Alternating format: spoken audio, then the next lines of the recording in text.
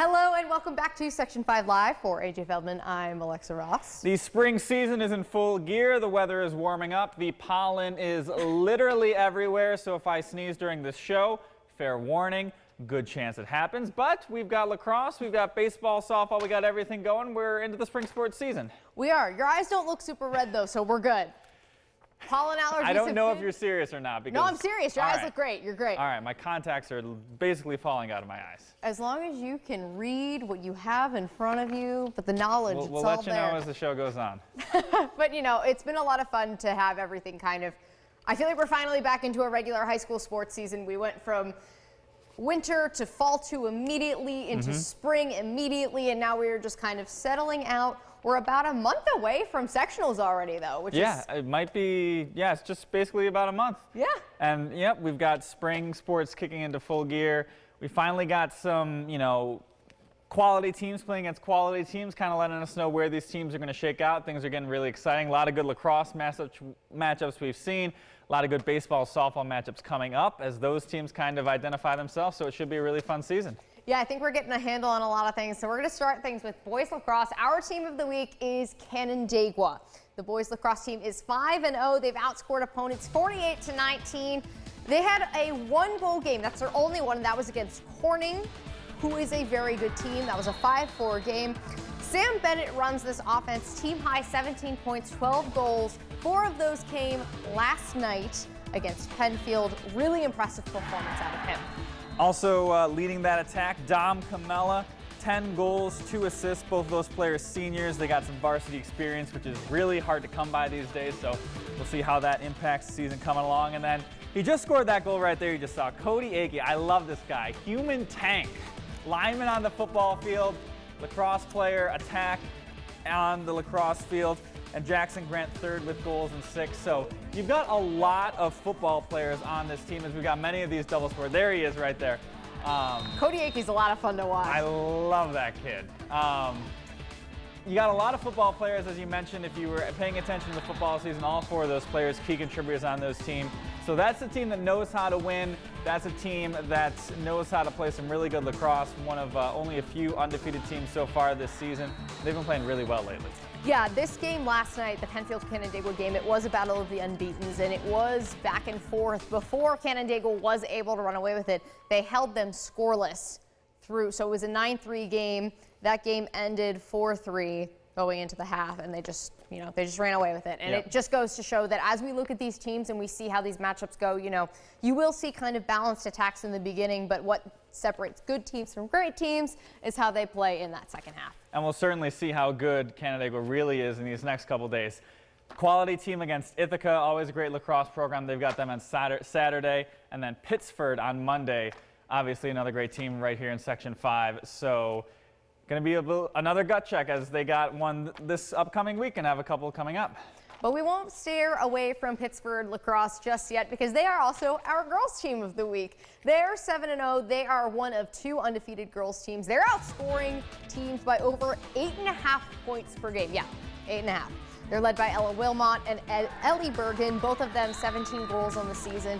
3 other players have at least 17 goals. Let me just say that this team was a group of girls who most of them played modified the last time we played.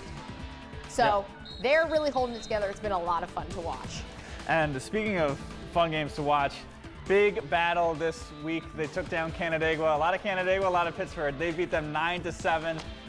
You were at that game. Really a strong performance by the Panthers to kind of assert themselves early in this season. Yeah, that was a lot of fun to watch because what you saw from that team, a lot of free position goals, which when you see that, it's not necessarily the most exciting game, but it shows you can get things done as things kind of don't go your way. They had 2 non-free position goals that came in that game. And Canandaigua started off really, really hot, and I think that was the biggest thing. There's one of them.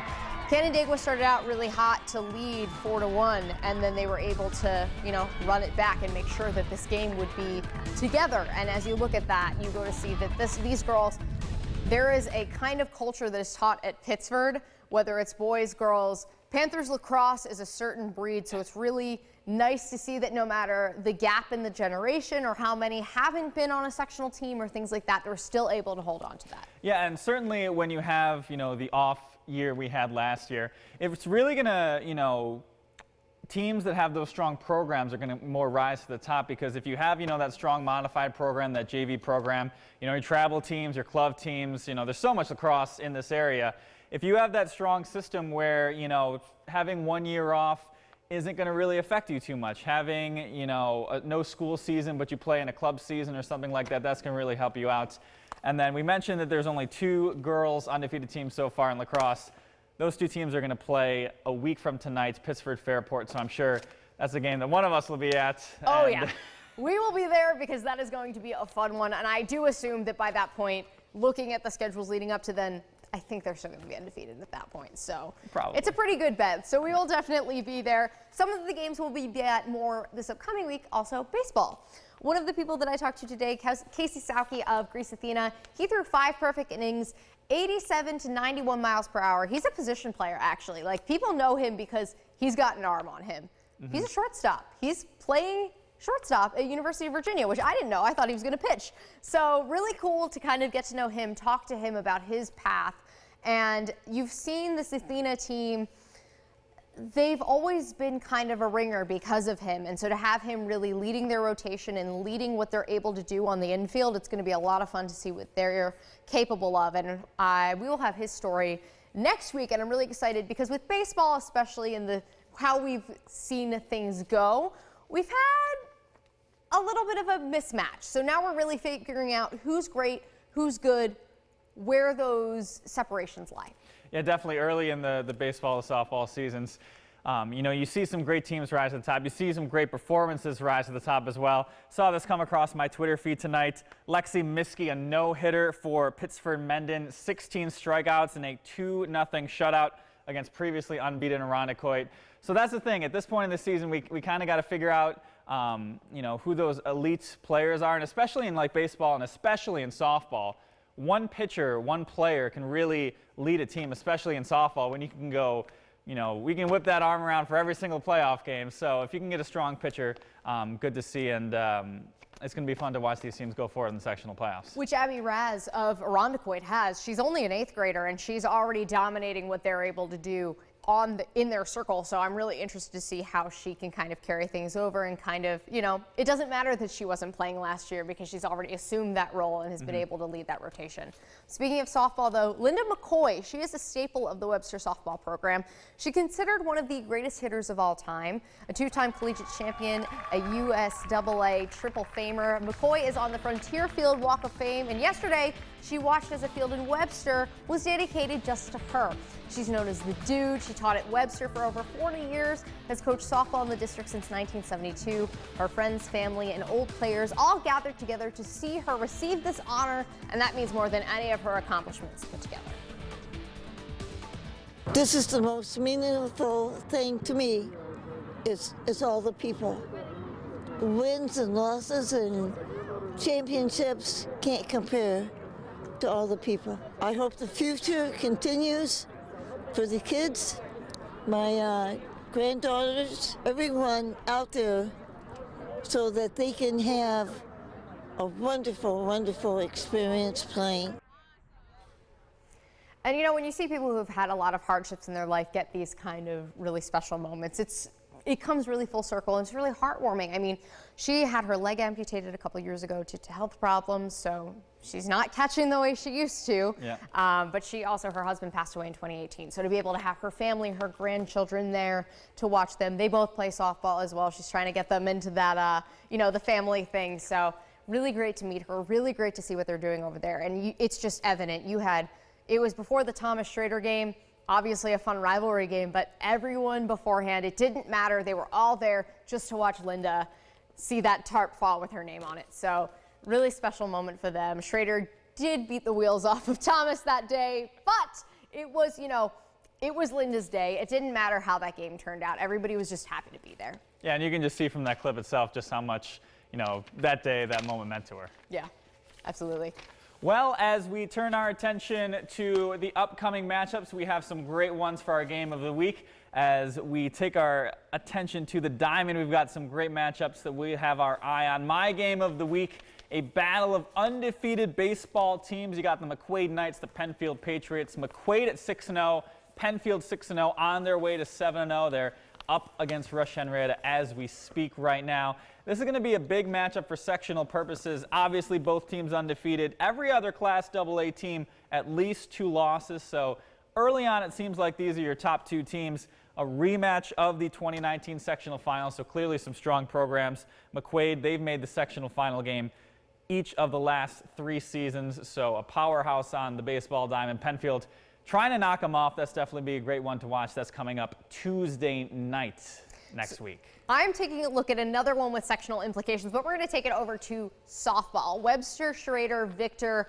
tomorrow night. They're the top 2 seeds in AA. Victor's been crushing everybody. They have 4 15-run wins. Yeah, that's what I said.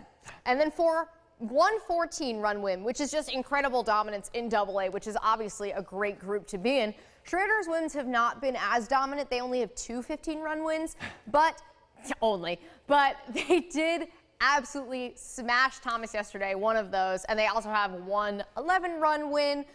They haven't seen each other yet, so this is really going to be the tell for who's going to be the top seed in AA, and I think that everything that kind of comes below that will be the indicator of what we'll see in sectionals. Yeah, especially in softball, you know, you can really see some big, you know, talent disparities on certain teams where you get those, you know, domination games. So to see those 2 teams go head to head, not only is it going to be just a great game to watch, but great for both of those teams to kind of, you know, get into that high-level atmosphere when it's not, you know, exactly a 15-run game that you're winning. Yeah, I'm interested to see what the point disparity is going to be between these 2 teams who have had the ability to be so dominant. I don't know if we'll see kind of what we've seen in other sports where maybe it's a 2-run game, a 3-run game, which I think we also might get in the baseball game as well because of how.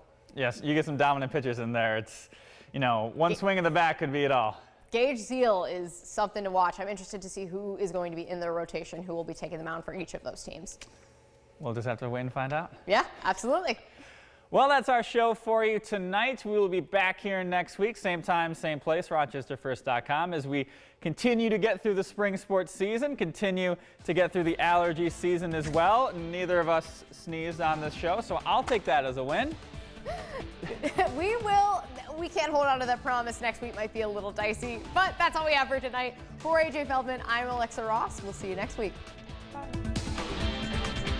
Follow News 8 wherever you are on RochesterFirst.com, Facebook, Twitter, and on our app for news and weather.